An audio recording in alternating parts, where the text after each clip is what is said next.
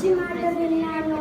నా పుత్రుడు రాముడు అందగాడు, మహావీరుడు, శాంత స్వభావముడు, ప్రజలకు ప్రియమైన వాడు రాముడు, ఈ అయోధ్యకు సరి అయిన రాజు.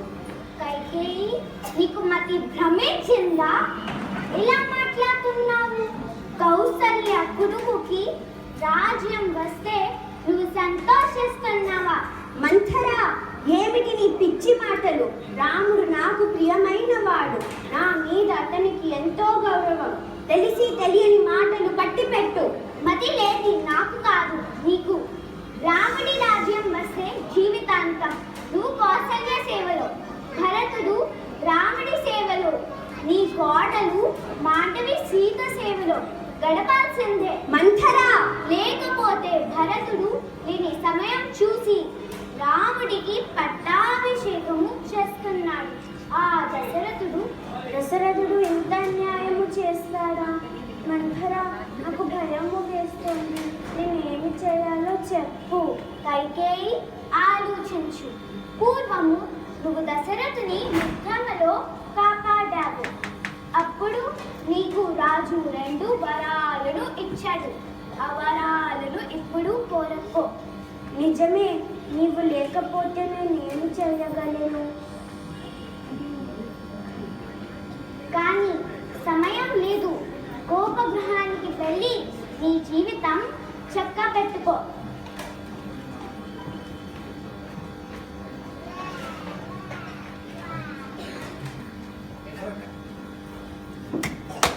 ఎవరక్కడ?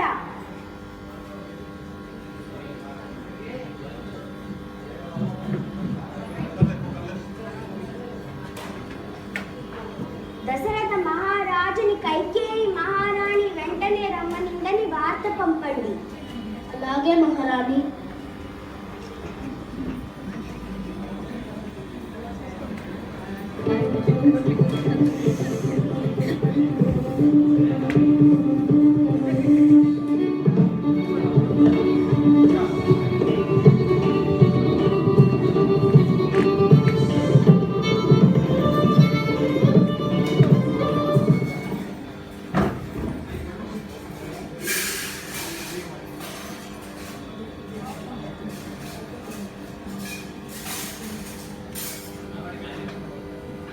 కైకేయి, కైకేయి, ఏమైనది?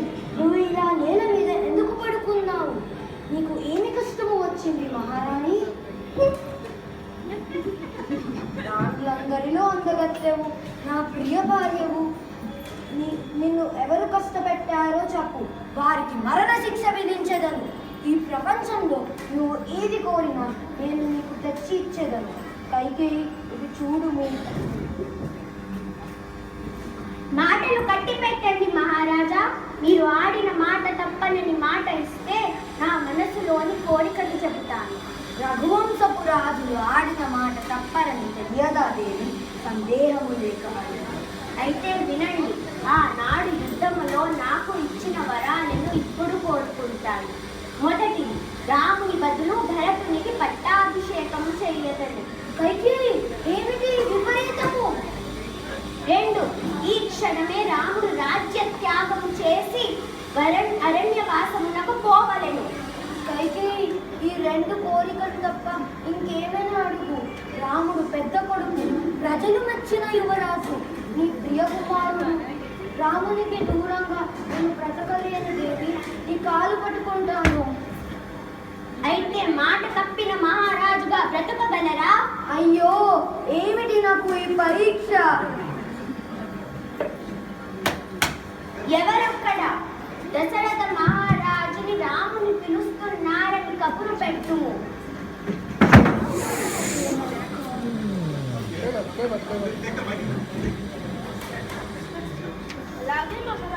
రామా, రామా!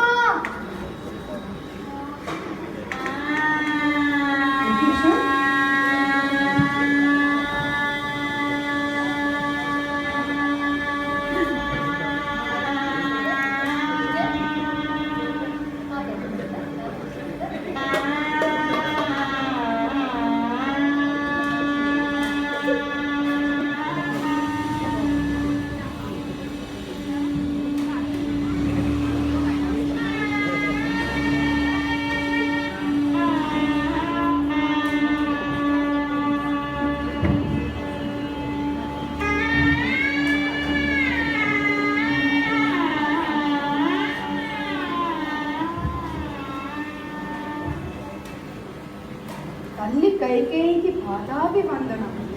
తల్లి, తండ్రి ఎందుకు దిగులుగా ఉన్నాడు? నీ తండ్రి అసత్యము పలికెను, నాకు ఇచ్చిన వరాలను మరచినాడు.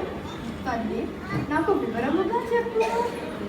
ఆనాడు యుద్ధంలో నాకు ఇచ్చిన వరాలను ఇప్పుడు కోరుకున్నాను.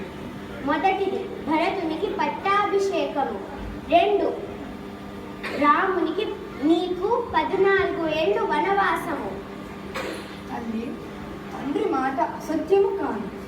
నేను నేడే వనవాసములకు పోయేదను. రామా రామా తండ్రి, దిగులు చెందకు. అయోధ్యను భరతుడు ఎంతో చక్కగా పాలించింది. నేను విన్నది నిజమేనా? నువ్వు అసలు తల్లివి కాదు, అసలు ఆడదానివే కాదు. లక్ష్మణ, శాంతించు. తల్లిని దూషించుట అధర్మం. ఇక అయోధ్యలో ధర్మాధర్మములు ఎక్కడున్నవి అన్నా? నేను కూడా నీతో వనవాసమునకు వచ్చేదను. రామా రామా, మీరు లేని అయోధ్యలో నేను బ్రతకలేను స్వామి. నేను మీతో వచ్చేదను. అయ్యో రామా సీత లక్ష్మణ, నాకు ఇక మరణము రాదే. సీత, నీ ఆభరణములను సంపదలను ప్రజలకు పంచిపెట్టు. మన ముగ్గురము ఈనాడే అరణ్యవాసములకు పోయేది. తల్లి, తండ్రి ఆశీర్వదించు. రామా అమ్మ సీత